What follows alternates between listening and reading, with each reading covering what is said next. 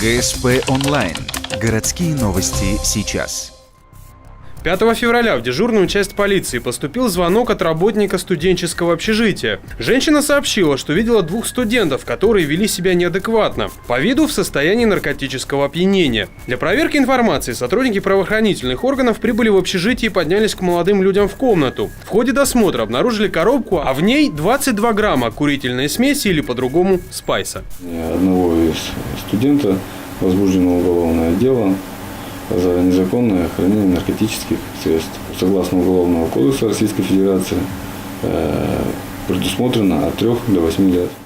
Сейчас молодые люди находятся под подпиской о невыезде. Наркотики они заказали через интернет, после чего забрали их из так называемой закладки. По словам сотрудников полиции, почти все курительные смеси в Ухте добываются таким способом. Ранее ни один из студентов не был судим и не привлекался к административной ответственности. Это должно стать смягчающим обстоятельством и снизить меру наказания.